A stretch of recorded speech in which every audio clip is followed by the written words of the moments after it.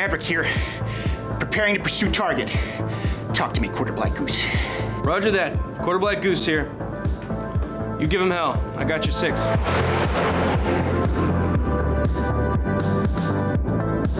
Okay.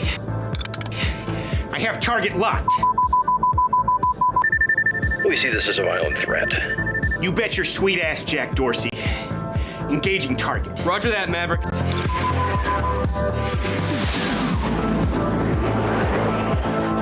Damn it! Missed him. Maverick? Looks like you have company on your tail. When did Zuckerberg get here? As long as there are people spreading misinformation, this is going to be an ongoing conflict. Well, this complicates things. Seems like my invite got lost in the mail. Too cute, man. Tell him to put the Zima on ice. Now the party's started. I got a call that some boys were trying to do a woman's job. Yeah, I've heard it all before. Let me show you boys how a real lady does. Too cute, Maddie! Oh my God! Oh my God!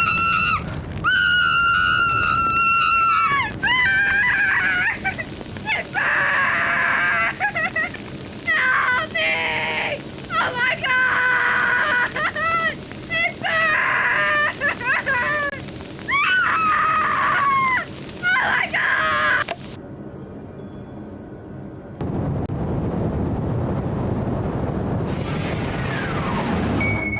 Hell. Looks like you have a Wojcicki on your 5. We have community guidelines. Anything that promotes hate, we will take it down. This day just keeps getting better and better.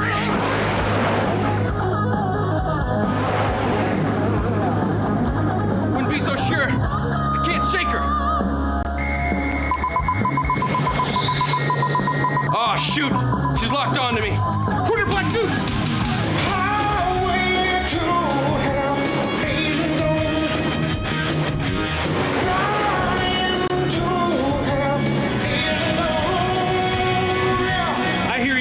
Ordered a half-Asian ass-kicking. Half-Asian lawyer Bill Richmond! Half-Asian lawyer Bill Richmond. You son of a bitch. Don't worry, boys. I got this. That's what I'm talking about! Woo! Looks like you just got sucker burned. Woo! China man, go get some.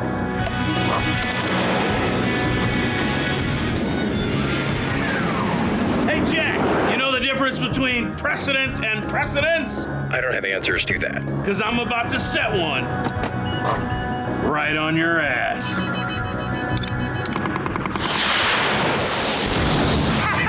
He got all of that one! Did you see Yo, that? Maverick, world star that shit. He's a f***ing marvel. Oh, hey, Susan. You ordered no MSG, right? Yeah, I hear it's bad for your health. You know what's worse? Me.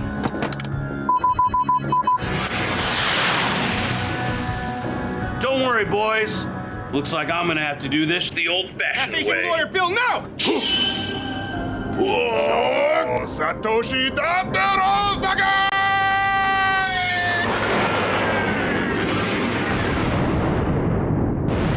Oh my God!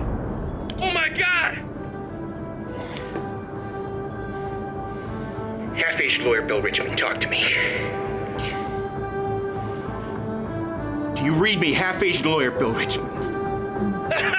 You boys didn't think you could get rid of me that easy, did you? Half-Asian Bill, you're alive!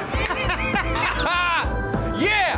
We thought you were a goner, half-Asian Bill. And miss all those billable hours? Not a chance. I'm just glad you're okay. Just checked your Laddie and Longo. Looks like you'll be landing in Palo Alto before beer o'clock. Palo Alto? Oh, shit. Join Mug Club today at louderwithcrowder.com/Mug Club. Use promo code military for $10 off an annual membership all month long. And 10% of all proceeds will be donated to military charities.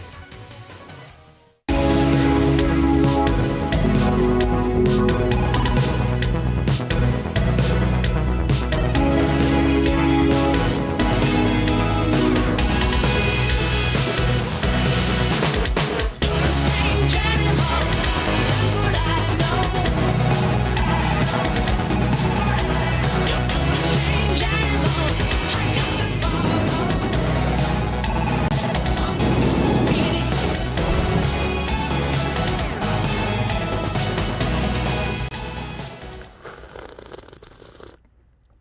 All right.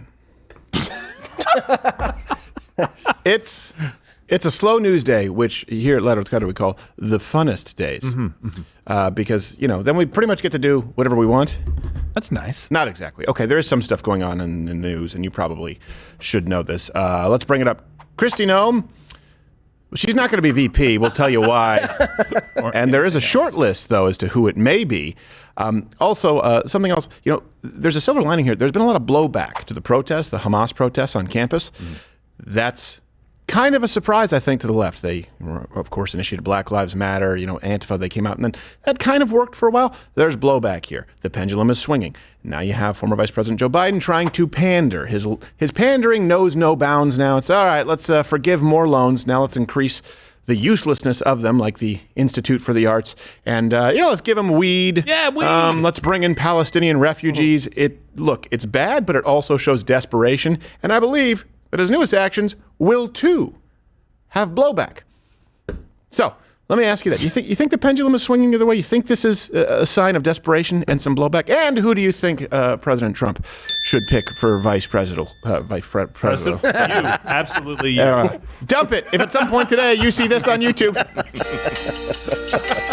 head on over to Rumble. It's a live show, weekdays, 10 a.m. Eastern, no matter what, rain or shine. I mean, ish. Captain Morgan, CEO. Number 2, how are you, sir? I am doing well. How are you? I'm good. Yeah? Good. Everybody healthy? My whole family's sick. Really? Yeah. Just throwing that in there. What happened? How are they sick? They're sick. Like colds. AIDS?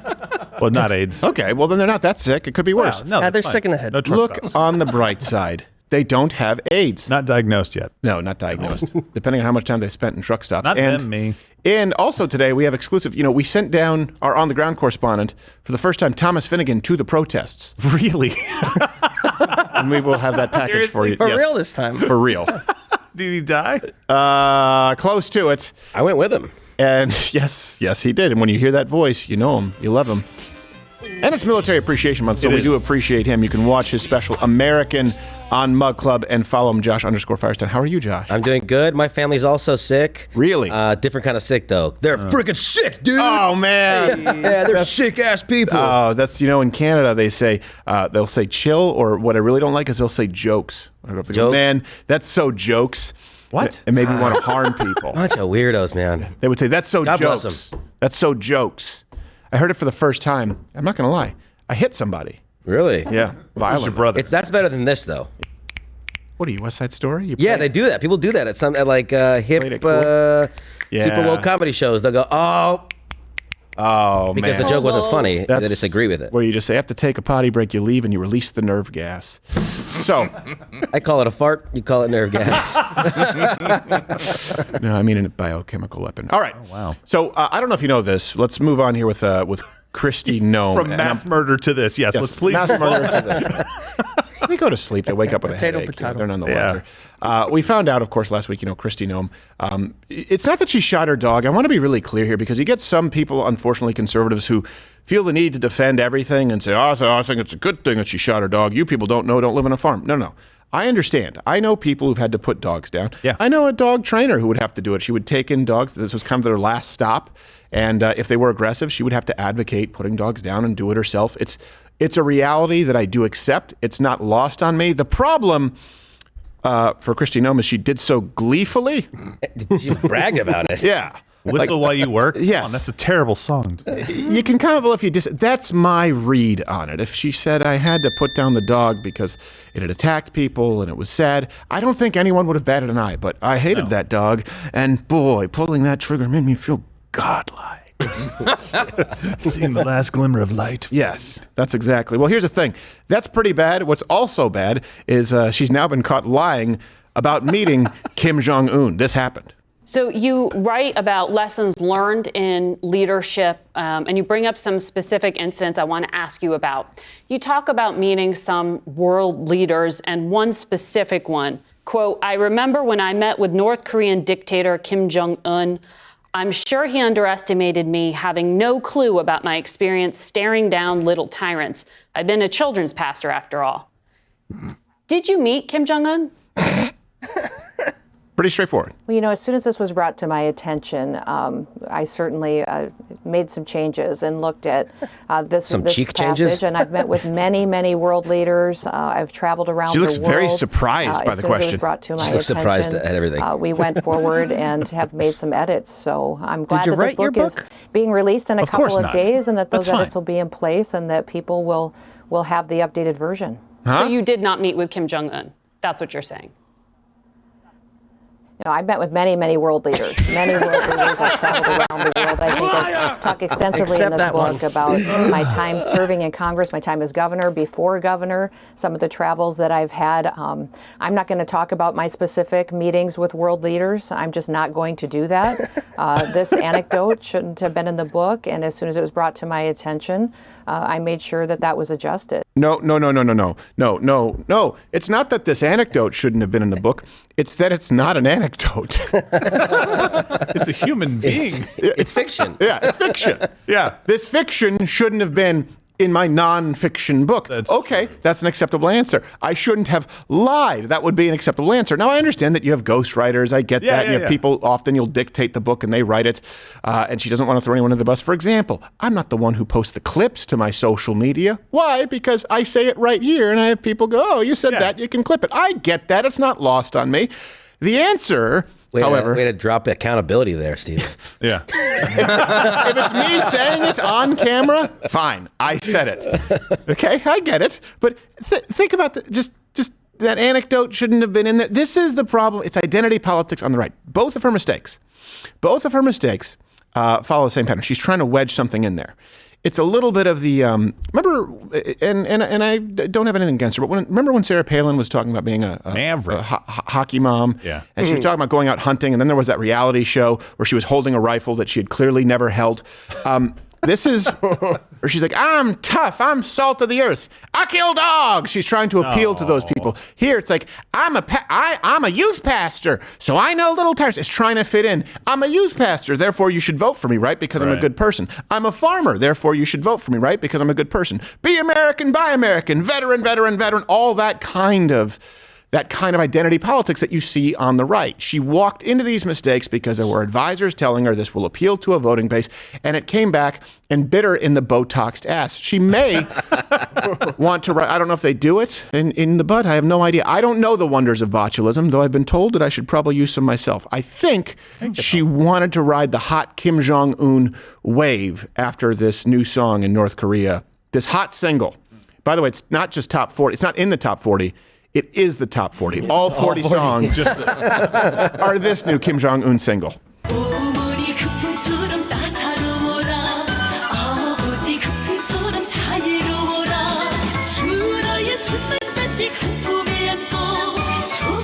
Is it Snap, Crackle, Pop?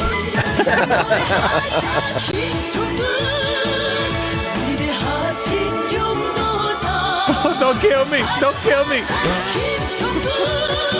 They're one jet. Oh, they're Navy skate too. It's ubiquitous.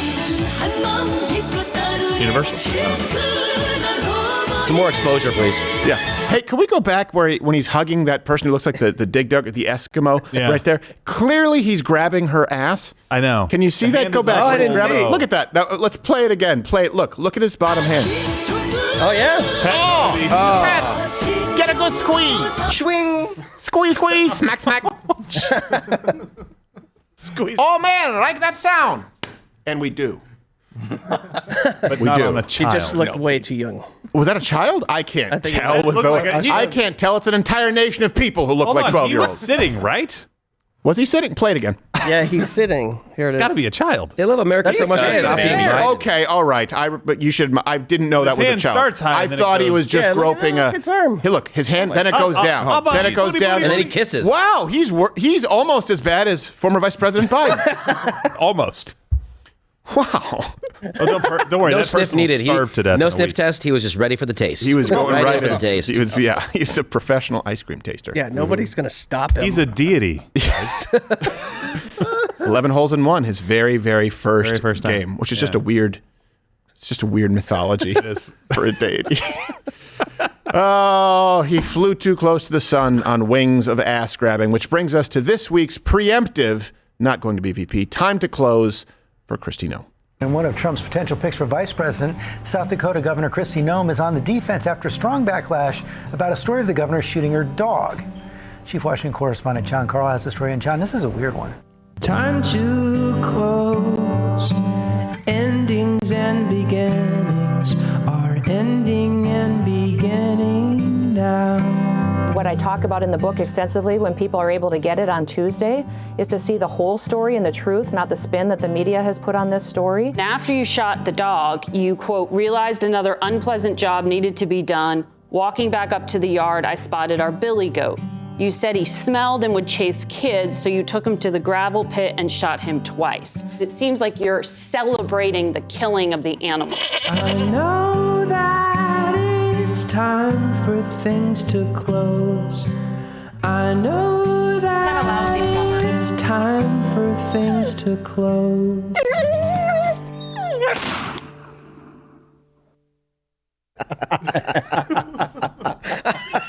That's great taste. I hate that. It's been brought to my attention that some components of this program are distasteful. You'll have it correct. I love how she just the reporter makes it seem like Kristi Noem is just deciding to execute animals in passing. Yeah. She's like, and then I was on the way to the pharmacy and I noticed a bunny crawling across the road, and I thought, that bunny is going to reproduce. I better go choke it to death. And then on to the pharmacy. Like Michael Douglas and Falling Down, just. Oh my God. That poor Billy was just sitting there munching on some grass. It's coming right for us. Yeah, it smells and it chases, like a goat. Yeah, it's the identity politics. You see it though so much. Something like, look at me, I'm working trades. No, you're not. No, you're not though. You just you kill animals. I almost feel like that was her attempt to be a tough guy. Yeah, exactly. Yeah, like look at me, I'm tough. I killed a dog, and then on the way in, I spotted that billy goat, and I said. Yeah. And then I smacked some kids as a youth pastor and told Kim Jong Un, "What are you doing?" I no-look jabbed Kim Jong Un. See that? Put him in a timeout. Said, "No more animal crackers for you, fat boy." And then look at my welder's mask. I'm just like you. Ugh. So it comes down to some other vice presidential potentials here. Mm-hmm. Some people have a short list. Marco Rubio, probably not. J.D. Vance, Tim Scott, Elise Stefanik. Doug Burgum is apparently on the list. Wow. Dracula made it? Yes. Doug Burgum is on the list, and so's Byron Donalds. Who do you think? Do you think it's going to be someone from this list? I hope not. I mean, I watched. Tim Scott could work. No.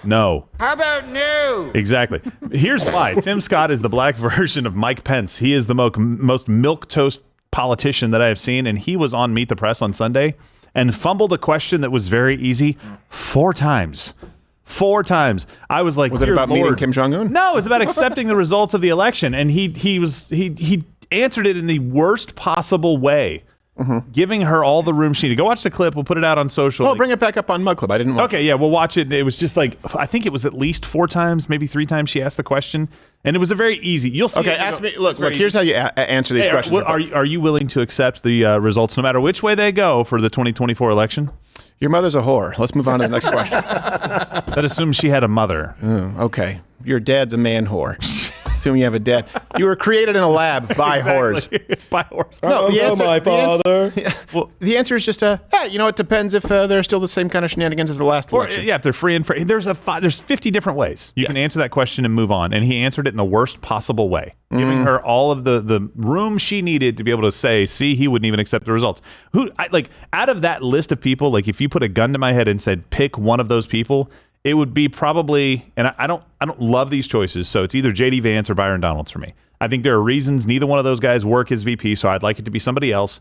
But I certainly don't see any benefit in bringing in somebody like Marco Rubio or Doug Burgum. Like I think that would be the wrong move to make, and hopefully this list is a head fake. Yeah, and he's got somebody else that he's picked that is going to be the person to come in, because I just don't see a huge benefit. Even though I like some of the people on there, I just don't like them for VP. Yeah, you guys can comment. Who would you like to see as VP? We have a pretty big sample size here with you folks who comment, so it'll be interesting to see. We'll probably notice a trend, and maybe get it to the right people. Hunter Biden, Alex Jones.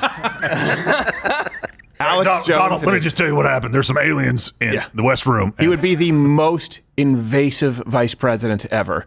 It's largely a ceremonial position.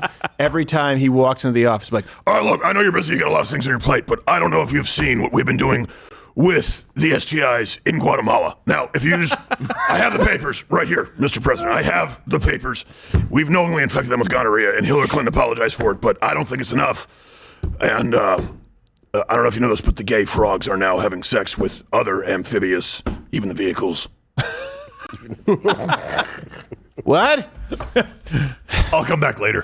I'll come back. I got a second wind. No second wind. All right. Oh, I forgot. By the way, this is, a lot of people complain that this does not happen in the States because of LGBTQ, AIPM, whatever.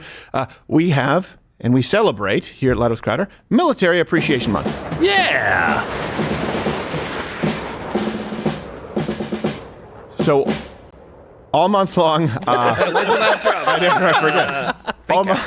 All month long, if you use the promo code military at louderwithcrowder.com/mugclub, you'll get $10 off of your membership, and 10% of all the revenues are going to be donated to military charities. Yes. Of your choice, and of course, ones that we are vetting. So none of this happens without you. We aren't able to support them or do any of this good work. You know, we do Crowder Gives Back at Christmas, and of course, we've done things during natural disasters, but it's one thing to see everybody complain about LGBTQ, AIP, and Women's Appreciation Month, and of course, Black History Month, and actual heroes who have died for this country, or not died, people who have simply served their country, so a lot of whom have done it selflessly.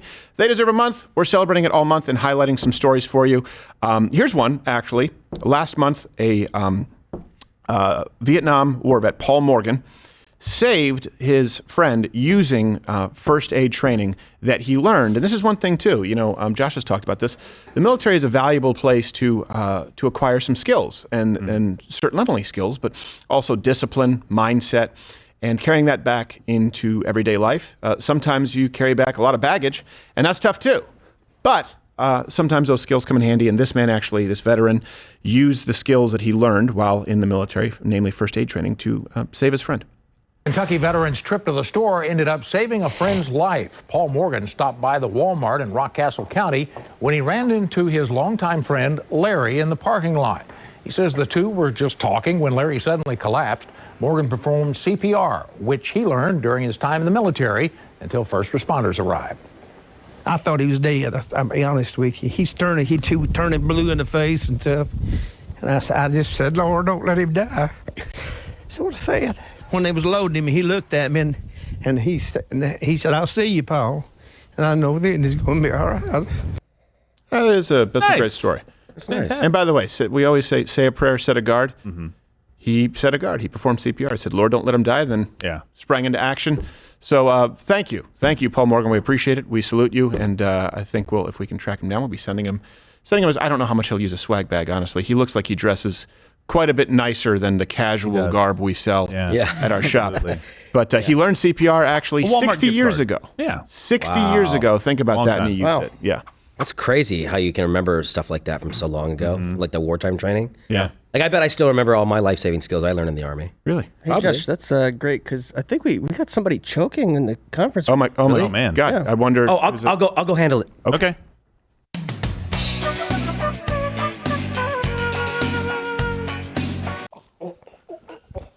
I got you, buddy. I got you. Come on. Oh, come on. Get it out.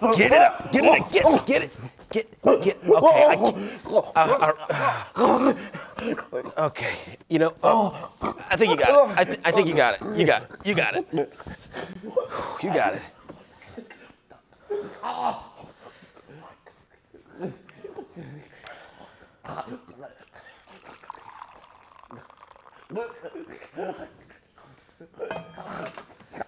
I think it's fine.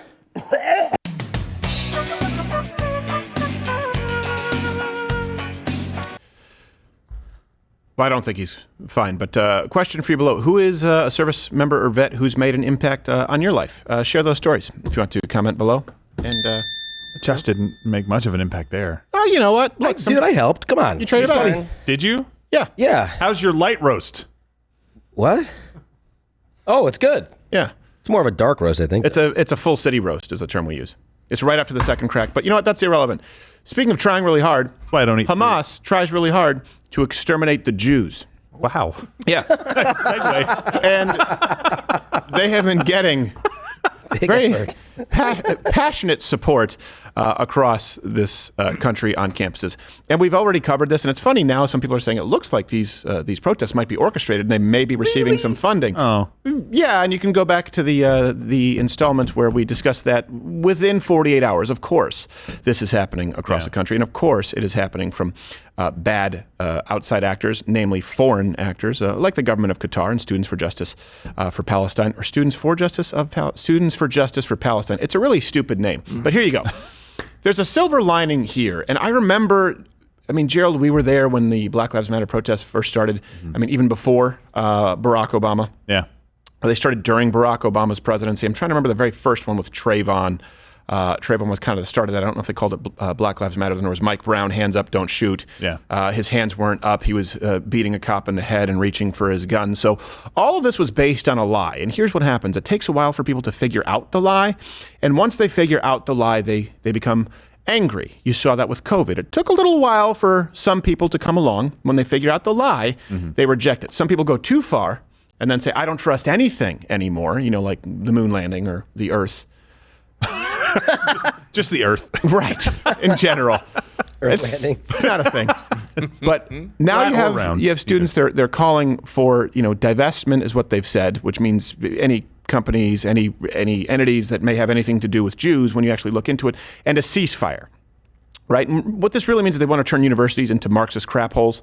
And the ceasefire means that they want to leave Hamas in power so they can destroy all the Jews. If you actually listen to what it is that they are saying. And we have had boots on the ground. We have been listening to what they're saying. This is not about just a peaceful solution and a ceasefire, giving the hostages back and, let's say, ousting Hamas so there can be a newly elected government to represent the Palestinian people. No, this is about doing away with Israel completely and a ceasefire conceding everything to Hamas. There can be no ceasefire with Hamas still in power. So here you go, as a recap. Across the country, protesters calling for ceasefire. We call for immediate and permanent ceasefire. We call for immediate and permanent ceasefire. We condemn Greg Abbott. We condemn Greg Abbott. Oh, yeah, it's in his hands. No one will remember us 30 years from now. True. But you guys will go down in history. You're right. Our biggest thing is also calling for a ceasefire and raising awareness on campus. The university needs to call for a permanent ceasefire, an end to the occupation, and an end to the genocide. Ceasefire now. Ceasefire now. Gosh. What? I'm taking a howitzer to that protest. I'm sorry. At this point, I'm a murderous person. I'm kidding. Of course, I wouldn't do that. But listen, give peace a chance. Isn't that the chant that they were kind of co-opting a little bit or something like that? It's like, ceasefire now. What, are you going to drink Kool-Aid next and meet the spaceship, you zombies? Well, come on. Well, you don't know what they meant. So let's go through some of the claims that they're making to justify this. They have to be 40 someday. I know. And look back on this, Well, the problem is then they have to look back and either continue with the lie or accept. All right, this was. You'll see that sort of like with angry, single, older, bitter feminists, right? They go, yeah, I was right about everything, and it's the rest of the world that was wrong. And then you see some people who go, you know what? Maybe we did some good, but we also did some bad, and I found out that family was more important, that career isn't the end all, be all. Or you see people who say, you know what? Yeah, we were wrong about, for example, some of the reasons justifying Vietnam, but probably shouldn't have spit on troops, and it wasn't their fault. They were drafted. Or you see people who say, no, man, we were actually getting things done. So that is actually kind of a good point. We'll see what 40-year-olds they end up being. And I have to tell you, it's going to be rougher for the women at 40. It really is. It's going to be rougher for the women because they are sacrificing a period of time right now. There is a clock that women have that men don't. And if you are 22, 23, 24, and you've been an entitled brat your whole life, it's tougher for you than it is for a man who tends to sort of mature a little bit later. And that's how feminism harmed an entire generation of women. Not all women accepted it, but they actively harmed a generation of women. It really stemmed from campus and the media. So let's go through some of their claims to see if they hold water. A claim that they are making right now for their justifications, and you've heard this quite a bit, is that Netanyahu is the one who rejected the ceasefire, right? He is the boogeyman of the day and far from perfect, just to be clear. But the truth is that the demands from Hamas, right? There was a talk of a ceasefire. Okay. Then they started adding everything else to the list. So they want Israel to basically let everybody, out, return home. Okay. They want to withdraw all of the IDF troops. Israel to just withdraw completely any and all troops and completely end the war, meaning leaving Hamas in power. Yeah, exactly. In the same places from which they fired rockets before there was ever actually a need for a ceasefire.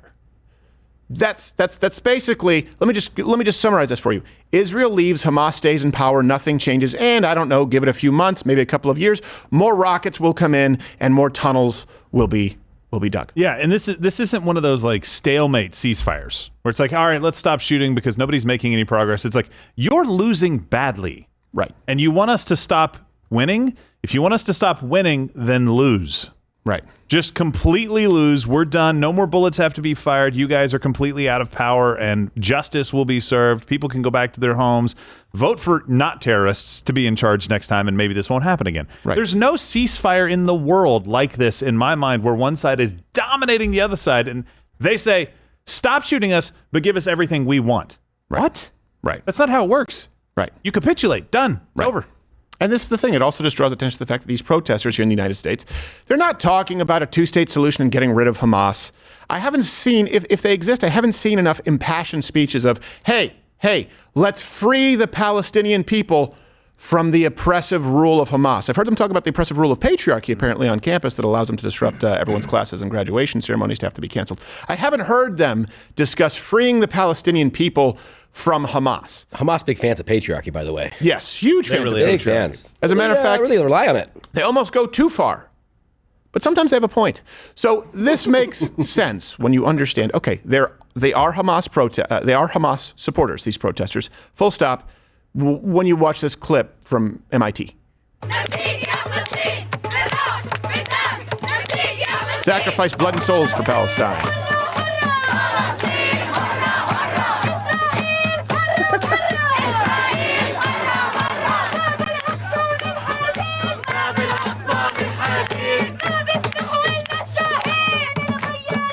Culture built off being a victim. From water to water death to Zionists. Whew. Yeah, and here's the thing, though. I do appreciate, they're willing to spill their blood and their soul for Palestine and Hamas, they say, which kind of surprised me considering the kind of mental breakdowns you've seen over, for example, only not spilling your blood, but not being able to graduate. I mean, I'm a little disappointed. I'm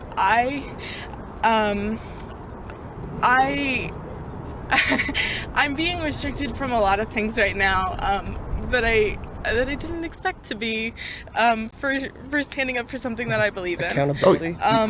You mean like restricting kids from their classes? I have family coming in who I have to let them know to not come to my graduation ceremonies. Can I ask you a question? What do you think standing up for something you believe in means? Like, is this generation, are you aware that standing up for something you believe in means a cost? Yeah. When has anyone stood up for something they believed in and not had to pay a price? Yeah. Stood up for freedom, right? So you fought off the world's largest superpower one century, the British Empire, to become the world's greatest superpower the next century. Stood up for something you believed in. I don't know, for example, Tiananmen Square, where you saw people run over 10,000 people and students killed by the communist Chinese government, run over with tanks. Stand up for something you believe in. Staring down Hitler and Japanese imperialists. Standing up for even, hey, you know what? Standing up for something you believe in, being a whistleblower and having to flee the country. Standing up for something you believe in means taking a risk. Otherwise, you're not standing up for anything. This is the problem that people have, I think, if you have to put a finer point on it, is, wait, hold on a second. You're standing up. First off, you're disrupting the lives of innocent bystanders, of innocent students on campus, right? They've done nothing wrong, and now they don't get to go to graduation, or they don't get to attend the classes. Which they paid for. Or their parents, or we'll get to it, Joe Biden will absolve them of their student debt. Mm-hmm. And you didn't expect any consequences? Do you think that standing up for what you believe in means everyone else has to fund it? That's the difference. That's why these protests, that's why these charades are completely meaningless. You can see it doesn't even occur to them. When they're saying we will spill our blood, we will spill our blood for Palestine. All right, you're just not going to be able to graduate. What? But I was standing up for something. I thought I was supposed to do this. The problem they have is that they don't understand the difference between protesting and breaking the law. They have the right to protest. But if they start breaking the law, and here's what happens, the students get a warning. Right? Where else in the middle of an armed robbery? Hey, that's armed robbery. Make sure you don't do that. You have 5 minutes to leave. Nobody does that. You're just arrested. In this case, they're like, hey, you're breaking the law. You guys have to disperse. If you don't disperse, you'll be arrested. And guess what? Sure. That has consequences to it. She could have stood up for what she believed in and done it in a legal way and then gone about her merry life and not be facing these consequences. It is when she chose to break the law. You don't get to just break the law because you believe in something. Right. But also, I would even argue further, you're not really standing up for anything if you're simply protesting on campus and there are no consequences. Yeah. I get it, but she could have gone out there and chanted a few times, and when the cops showed up and said, you guys have to get out of here, she could have left, gone on, checked the virtue signal box, and moved on with her life. Standing up for something you believe in is going to Gaza right now and fighting with Hamas. Exactly. And the problem is, she's not upset for standing up for what she believes in. She's upset because she doesn't even believe in this, and now she's losing her graduation. Right. If she truly believed in it, and she really was a martyr for the cause, she would be happy to be kicked out. That's what martyrs are. They're happy victims. I don't particularly like what Muhammad Ali did in his younger life, right? Cassius Clay turned into Muhammad Ali. A lot of you don't know. We did a whole segment on that. Became a conservative later on, actually campaigned for Orrin Hatch. But very young, right? Refused not only to serve, go to Vietnam, but if you look at a lot of his politics and you look at what he did with Farrakhan, Malcolm X, you look at some of the Islamic extremism, his racist views in interracial couples. But he did stand up for something. He wasn't able to box. I believe he lost his boxing license for 3 years in the prime of his life. That is a risk. That's standing up for something you believe in at that point. And by the way, he wasn't negatively affecting other people around him. You could argue if everyone followed suit, we wouldn't have had troops for a war. I don't necessarily think that Vietnam was the kind of war that was entirely justified looking back anyway. But the point remains, he decided to take a risk, endangering and harming no one around himself but himself. No one else. Yeah. And he lost his earning ability during the prime of his years for 3 years. I will say I do respect taking that risk. That is standing up for yourself. Mm-hmm. Doing something expecting no consequences is not standing up for anything, to be clear. And this is what these people want on this campus. This is why you're seeing the backlash. They basically want a caliphate. They want their own communist utopia. We showed you this last week, right, at George Washington University. And I believe I misspoke because we had clips from Georgetown and George Washington University. This is George Washington University, where we showed you this is actually about, when you look at their leaders, flat out promoting Marxism. So basically saying that, like, we are all fighting the same battle, whatever it may look like, wherever we might come from, we're all fighting the same battle, and it's important to understand where our fellow comrades are coming from. Just like they try to say that cops are members of the You're not. Class, you have transgender individuals wanting to take a dump in the girls' bathroom. You're not all together with Hamas. The American imperialist system, and it is a tool of the capitalists. Just like the cops are the tools of the capitalists, the state of Israel is a tool of the capitalists. Yeah. If Hamas saw that, to be like, why are you letting the women talk? What is happening? Yes, exactly. They don't know their audience at all. So you saw that, but I don't know if you've seen this now. You've seen this at George Washington University. Now, these students have actually been holding communist-style trials calling for, and you'd think there may be some consequences, actual executions, death for members of the administration. The people find you guillotine. Guillotine. Is there another guillotine? Guillotine. Bracy, we see you. Bracy, we see you. So they're role playing? Do they mean assault students by allowing Israel to exist? I love their live view counter at 36. Watch this. A vested interest in the genocide of Palestinian people as they profit off of Zionist weapons and purchases that refuse to divest from apartheid as they line their pockets. The people find you guilty to the guillotine. Oh, they'd have to find a guillotine for you that could make it through the neck fat. Sharpen the blades. Look at this. Dull them, dude. These are the people who talk about the oppression of patriarchy in the Westerns and travesties of justice. Yeah. But if they had their way, it would be, hey, a bunch of gender studies majors have said that you're guilty, therefore we kill you. Where have we seen this kind of justice before? Now, choice is yours. Exile or death.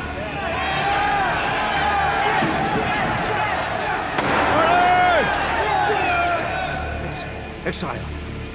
Sold. The man in the cold sweat. It's basically the same thing, in case you guys don't know. Similar. How do you what they get away with want. that? You're right. They're actually calling for the death, and everybody around just.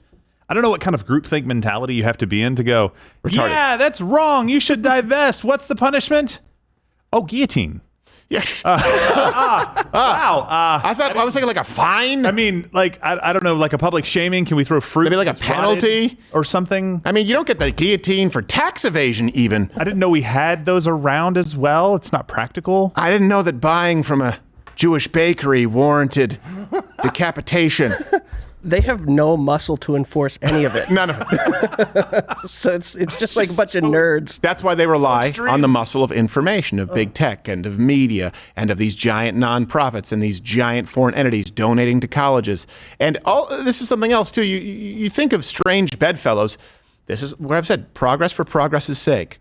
It can't work, right? It has to collapse under its own genderqueer / pro-terrorist weight, because LGBTQ, AIP, Western feminists, Islam, kind of strange bedfellows, but you're still seeing these people, for whatever reason, at least performatively flocking to Islam now. I really recommend it. There are a lot of people who are converting. There's a lot of people who are reading it. I'm not saying I'm going to convert. I'm not saying that I wouldn't. And I don't know. I know that this is exactly what I need right now. I just wanted to say thank you and just point out how excited I am. One, the easiest one may be chop their head off.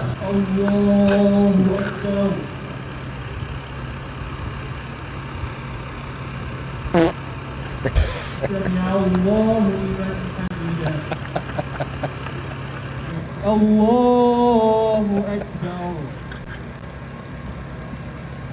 praying, go up there, but if you're not, stay in the U.S. Does it feel like my home? No, I'm talking to somebody else. We're trying not to... Present butts! What happened to cultural appropriation? We're just showing up. It's like, yeah, what are we doing? Yeah, I mean, I'll face Mecca. I'll do it with you. I mean, I still blow guys, but is it okay? Not you. You're somebody else at this point. Yeah, of course. So you just rewind 30 seconds or fast forward for context. Like, all the gay stuff, and I was just hitting poppers in the bathroom, but I'll pray to Allah. I'll pray to Allah with you guys. Wait, you're mad about Taco Tuesday? Yeah. I don't think this counts as jihad either. Like, if you show up to Allah and he's like, "Oh, what did you do?" "Well, I protested." "And did they burn you for this?" Yeah. "No. Yes. I couldn't graduate. I faced Mecca with a killer hangover." I was on the struggle bus. I went through an Islam phase when I was like 20. Yeah. By the way, that's like torn Levi's or law school for you. Yeah.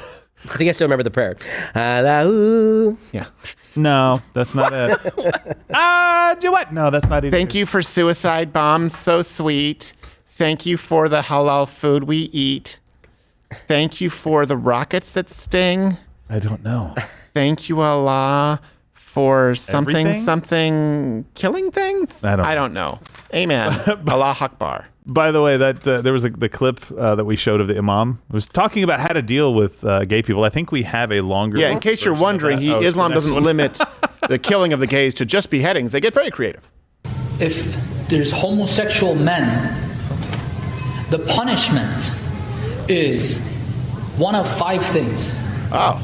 Okay. There we go.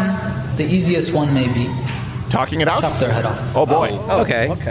That's the easiest. Maybe there are other options. Easiest is very Let's easy. hear them out. Second, burn them to death. Okay, well, it's almost worse. Third, throw them off a cliff. This just seems like a pattern. Hard to find a cliff. Fourth, tear down a wall on them so they die on I'm noticing a pattern. It's destructive. Maybe 5 is good. Fifth, Let's wait. a combination of the above. Oh, come on. Oh, what? What? Set him on fire, chop off his head, throw down a wall, and then what's the other one? Throw him A combination. E is all of the above? What is this, a multiple choice test? Throw him off a wall. Throw him off of a cliff, have the wall fall onto him, and then it lights Light him ablaze. on fire and beheads him. Yeah. I've seen Humpty Dumpty before. I get it. I mean, they watch too much Coyote and Roadrunner. Yes, exactly. I really did think they just paint a tunnel on the wall, but with dicks in it. Look! If you are attracted to that. He was saying it with a smile, too. He I know. was really happy about it. It brought him a lot of joy. And now your father being disappointed in you doesn't seem so bad. At least she ain't over there. Yeah. Hit the like button if you want to just book these protesters a one-way flight to Gaza. At least a couple of them. We should go down with the sign-up sheet. We'll pay for it. I will pay. You want to spill your blood? Fine. Oh my gosh. Yeah. Go over there. Your terms are acceptable, is what they'll say, not us. Ooh, is this ticket to the West Bank? Because that would be better. Yes. By the way, you probably shouldn't include your demands on paper regarding hot lunches and vegan-free food and zip ties and lotion for when you get ashy. I don't think that Hamas is going to be ultra-responsive. Here's the silver lining. Right? Well, other students, commonly referred to as normal people, right? They got fed up and they started finally pushing back, responding to the pro-terrorists. Get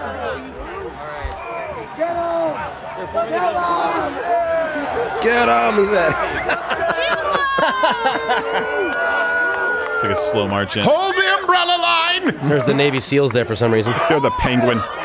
There's pepper spray. And they're always so surprised when they shove an officer and they get pepper sprayed. Like, what?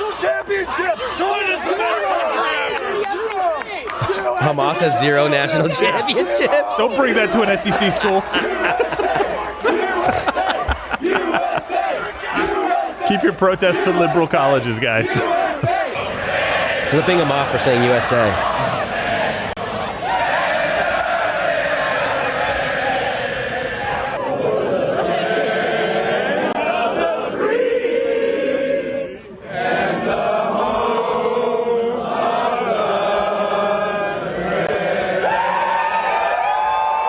Look, this is anecdotal, but we've been showing you a lot of videos of the protests and the people therein. Was it as shocking to you the normalcy that you saw in those ones?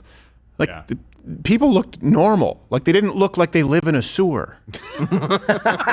Also, no masks. Yeah. Which that's fantastic. They look kind of how we used to imagine college students looking. Yes. Remember, it used to be like, you might get some frat, but it's kind of fratty. Yeah. People would say, if you go there at the wrong time, it's kind of fratty. Or if you were like in your late teens or early 20s, like, a lot of good-looking college girls down there. Now it's often just awful at the protests. That's never been said of Notre Dame, though. That's the one area where they look normal. Yeah, they do. They look happy. Do you see anecdotal? Do you see the difference? And by the way, to cover more of these, we sent our own on-the-ground correspondent, Finnegan. Oh, Lord. Unfortunately, the campus protests here, because they had committed so many crimes, I believe, had already moved to somewhere outside of the courthouse or the jail. So we had to send Thomas Finnegan there to get the scoop.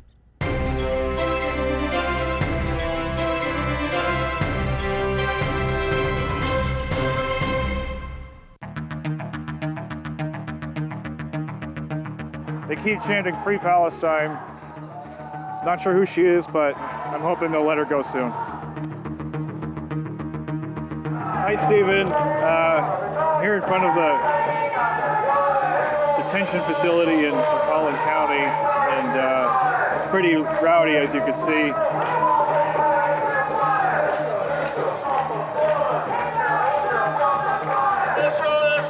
I don't think I should be here.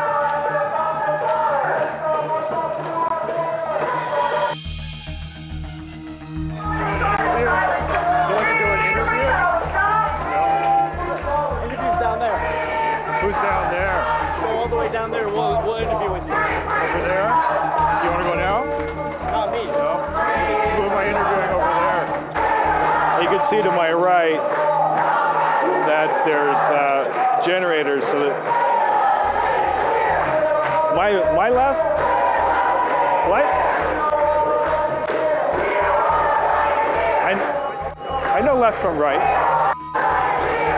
As you can see over here, they have some generators, so they're getting ready for, I assume, the dead of night. So this will go on for hours and hours.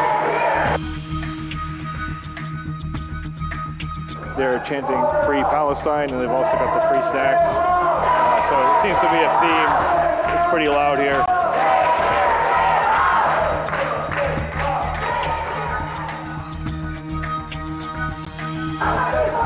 What's that? There's kids here and you're smoking. What are you doing? Pardon me? There's kids here and you're smoking. I didn't see a no smoking sign. Would you like to do an interview? No? Okay. The man with the scarf was in almost all of our shots. I think he was really proud of it.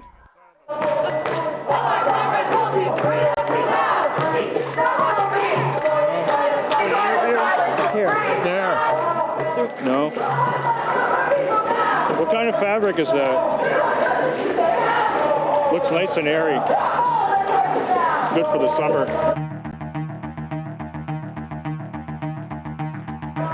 There's somebody behind me.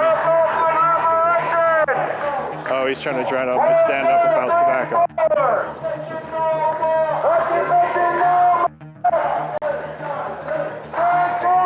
There you have it. They don't want to talk. They're just drawing on the walls. It's going to rain tomorrow. That'll be gone. And I think it's time for another smoke.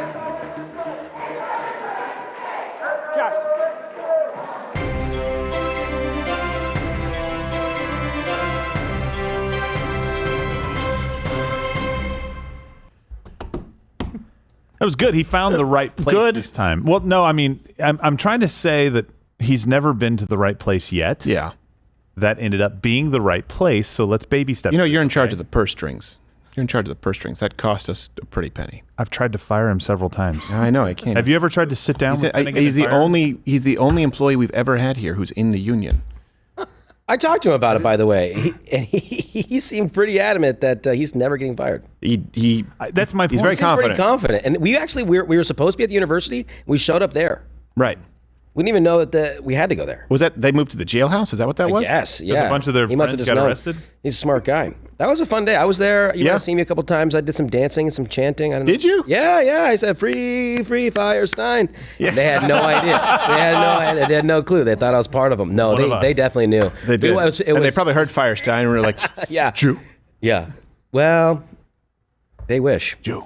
They have like a Judar. Yeah, I was just telling everybody I was there to see my uncle. Oh, really? Yeah, he had done something weird.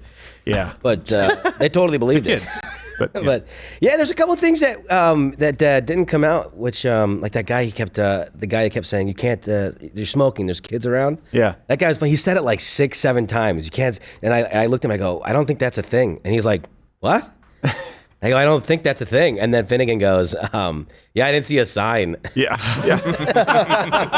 And he's like, there's no smoking, there's kids. And I'm like, oh, you guys really care about the rules. Yeah, I'm sure Hamas takes that to heart. Why are you here at the jail, by the way? You care about the rules? Yeah. Your friends are in there, they obeyed the rules, I'm sure. What about calling for the deaths of everyone from the river to the sea? I think that would include children. Yes, but that would not be through the cruelty of secondhand smoke. Secondhand smoke kills more people than actual smoke. There's no science to back it. It was a big scare, but we still we play by those rules. And you know what, Gerald, you guys talking all the smack about Finnegan, but he was out there, dude. He was risking it all, man. He picked up a piece of chalk and wrote Mug Club on the police property, the wall, right? The wall they're all drawing on the walls. Yeah. Free Mug piece of chalk on the floor, picked it up, wrote Mug Club. I was like, that's pretty cool. Then a couple minutes later, as we're leaving, a lady went and grabbed an officer from inside. And the officer came over. We have footage, we didn't put it in there, but we have footage of the officer coming over. Yeah. He was like, hey, you took the kid's chalk. We didn't take the... And then we're like, no, we found it on the ground. He's like, you can't take the kid's chalk. And the lady's like, yeah, you stole my kid's chalk. And like, she picked up her kid while wearing her fucking Rule of law. scarf or whatever. What happened to the collectivism? By the way, you're not even stealing it. It's on the ground. That also, you're defacing public property. And the cop is what? Like, I can't do it also? They tried to say that you took a child's Yeah, chalk? yeah. Finnegan took it. Yeah, Finnegan took the child's chalk. And then there was we wrote Mud Club on one of the walls. And So they went and got an officer? Yes. The protesters? From inside, yes. The defund, the no police. And the officer came out and was like on their side. I'm like, what is this, These dude? people want you to believe that they will police their own community as it relates to rape, as it relates to domestic battery, shootings, but not the unforgivable crime of using chalk that you found on the ground. They're protesting the police, but couldn't have the ability to just let a piece of chalk go. Hilarious. Or just tell you, like, hey, man, that's my chalk. I don't want you using it. Yes. That still would have been more adult than going and getting the police over ground chalk. It's ground chalk, by the way. Ground chalk, it's not a finders keepers thing. It has its own clause. Ground chalk is community chalk. It is. They make it Finders clear. users. They're anti-police until they can use them for their advantage. That's hilarious. They're clear about it. And so we wrote the Mud Club on there, and this lady comes over. This guy was like, he was trying to like intimidate us by standing near us and stuff. We're like, okay, whatever. And then he's just standing there not doing anything, just kind of hanging out. And this lady came over, poured water on the Mud Club to drown it out. And as soon as she did that, he came over and was like, yeah, I'm going to help out. Oh, good for him. Yeah, he waited for the woman to take charge. Let and it then not he be came the over. chivalry's dead. Real tough guy. I love beta males. They're fantastic. Yeah. Well, I don't even know if they qualify. That would be an insult to beta males. Zeta? These are people who went and got police officers over ground chalk. Yeah. And that was the funniest part. It was like, this isn't community chalk? It really comes down to at what point, and we've done this for a long time, going completely independent. Of course, none of this happens without you. You can go to loudearthcreditor.com/mugclub. Right, you use the promo code military, $10 off, 10% of proceeds go to military. Going completely independent, that's a risk. Right, doing this without a net, that's a risk. Allowing ourselves to be demonetized. It may not say we're not risking our lives, but we are risking the livelihoods of everyone here when you're talking about millions of dollars lost that we don't make on YouTube in comparison to our competition. That's a risk. Of course, I've been banned for trespassing from more places than I can count. It usually just means a 1-year ban. And countries. I mean, well, you can go there. They'll do That's one true. of those 5 things to you. And countries and campuses. Of course, I've had people attempt to kill me. You've seen people assault me on camera and, of course, respond There's a risk. There's always a risk. You accept the consequence. This is the problem, is you will no longer have men who will stand in the fire and fight for you, or women, by the way, if you've changed the entire mindset of standing up for what you believe in, including risk. You've now conditioned an entire generation of people to say, yeah, we get what we want by disrupting, and there are no consequences. Guess what? Those people, when facing real consequences, in other words, before entering into the fray where they know beyond any shadow of a doubt that there are consequences, they won't. They will be cowards. You see this? Is it funny? Is it trivial? Sure. But going to the police officers to get them to help you because of chalk being used. While you're yelling in their faces at their jailhouse. When you're yelling in their faces, or, for example, protesting and blocking access to student classrooms, and then being surprised and furious that you won't be able to attend graduation or perhaps actually graduate. People who have faced these kinds of consequences, as we've seen, and they've tucked tail, what do you think these people are going to do if there's an invasion on our soil? Women, when you look at these men, what do you think they are going to do when they are faced with a violent man who wants to do you harm? Do you think these men who have completely avoided consequences their whole life, do you think they are going to willingly face them for you? I will say this, you don't need to take needless risks. As a matter of fact, that's foolish. You need to be smart in how you approach risks. But you can't trust a man, women out there, you cannot trust a man who has never risked anything, whether it's his personal safety, whether it's his reputation, whether it's his livelihood. And the same thing, women, right? 2 women, and I will say men, you can't trust a woman who isn't willing to risk anything for your family unit. Women typically don't go to the front of battle. I know that now some of them do. I don't support that. But the point is, you need to see a man who is willing to risk something to trust that he is going to fight for you. And men, you need to see a woman who is willing to risk something for the entity that is you protect, that family. You know how these people are going to react in the real world. You know how these people are going to react when they are in roles of government, when they are in roles of public education, for example, building planes that start breaking down. Do you think any of them are ever going to accept responsibility? That's why people are turning on this. And that's the fear that we actually have. I mean, if you look at great leaders of the past, people who we respect, anyone. You can go to Winston Churchill. You can go to George Washington. You can go, for example, to Michael Jordan or to Wayne. Every single one of them took a risk, and they were willing to face the consequences and accept responsibility for their country. George Washington, Churchill, for their team. Michael Jordan, for their family. Men who have gone out there and died in home intrusion events. We've always judged men by what they do in the face of consequences. And by the way, we've talked about the same thing with women. Mama bear, right? If you look at any nickname that we use for people, Maverick, Mama bear, Papa bear, bad rebel, every single one of them, if you look up the definition, includes the necessity of incurring some risk that come with consequences. The problem with these protests across this country is they don't want any of the consequence. Wherever you line up, if you hate Netanyahu, if you believe in a one-state solution as it relates to Palestine, fine. Let's take that out of the equation. Every single one of these people are completely risk and consequence averse. That's the issue. That's the problem. That's why you see it differently. And by the way, it was often the case, too, for these student protesters in the 70s. It wasn't the same for MLK. Wasn't the same for Malcolm X, who, by the way, had some horrible ideas with which I disagree, but they were willing to accept some kind of a risk and consequence. Having a culture that doesn't accept any risk or consequences while they violate the law or they disrupt the rest of your lives, what does that tell you? That tells you that all of these people, they want the virtue signaling, they want the clicks, they want the headlines, they want the fame, but who takes the risk? Who deals with the consequences? If it's not them, it's you. It's you. That's the issue. Whether it's leaving trash all over USC and Columbia, not picking it up, you're left holding the bag. Whether it's graduation not taking place or missing 2 dozen classes that you've paid for, they're not the ones dealing with the consequences. You are. There is no meaning in protests or civil unrest if you demand the glory while you refuse to accept the consequences and you thrust that risk on somebody else. These are children, and they are, this was what bothers me, is when people say, you know what, though, I respect their right to go out and, first off, I don't. I acknowledge the right that everyone has in this country to speak freely, to be clear. You're not going to trip us up on some First Amendment bullshit here as though we're inconsistent. Of course, anyone can say whatever they want. I don't care if they say, hey, I want all Jews exterminated. It's wrong. It's horrible. It's evil. But of course, I accept their right to say whatever they want regarding the Middle East conflict. Just like I accept the right of some Westboro Baptist, including all 14 members, half of them have flippers. It's awful. They have the right to say whatever they want. But I do not respect them getting up and doing what they're doing. People say, I respect them willing to make their voices heard. I don't.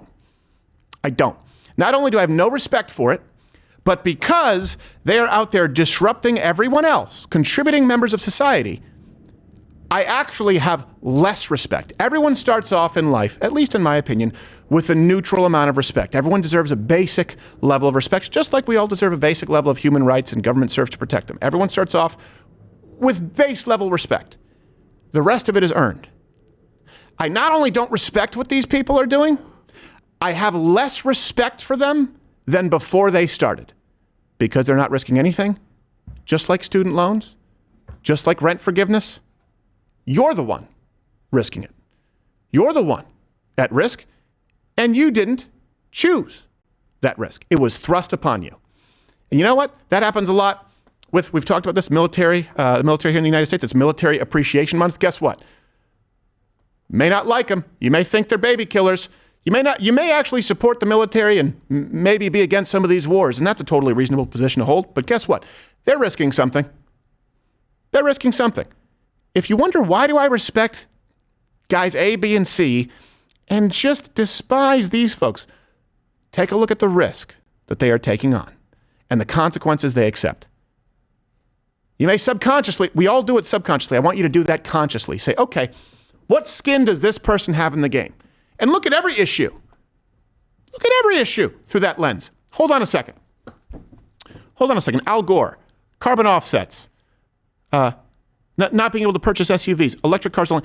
What skin does he have? Well, he flies in a private jet. Oh, wait a second. Hold on. Abortion, taxpayer, on demand. Well, hold on a second. That student doesn't pay taxes. We already pay for the birth control. We already pay for the condoms. Wait, hold on a second. Israel, Palestine. Well, that person's not taking any risk. Wait, hold on a second. Yeah, Ukraine needs our. Well, you're just. Not only are our elected officials sending money and not taking a risk, they're not joining the military, but they're not even sending their own money. They're sending your money. There's no risk there. There's none whatsoever. No risk, no consequences, no respect from me. You can comment below if that's a finer point on it. I think that's what everyone is thinking, and that's why I think there is this backlash. And I do appreciate the risk and the consequences that are taken on by those in our uniforms, and that's why we are offering a Military Appreciation Month discount. Enter in the code military at louderwithcrowder.com/mugclub. $10 off, and 10% of proceeds will go to military charities. And you know what? We're all taking a risk here. Millions of dollars right now as we gear up and invest into the next election to actually ensure, I don't know if Tim Scott answered this way, the freest and fairest election of all time with boots on the ground, real live analytics, and the ability to call the media on their BS as it happens. It's a fundamental shift, and we're taking a risk. We're taking a risk. We fully expect to be removed from YouTube either before or during that stream. And we have no promise of making back what we are investing in there, but you have asked for it and you deserve it. And we appreciate your support. We can only take this risk with the support of you, because we know that when you give us your membership, you're taking a risk with no promise of anything in return. We hope that we deliver. You can continue right now. We're going to play Spot the Tranny on Mug Club. Oh boy. Join up, continue watching right now on Mug Club. If not, hey, YouTube, you don't take any risks. You work with foreign governments. Piss off.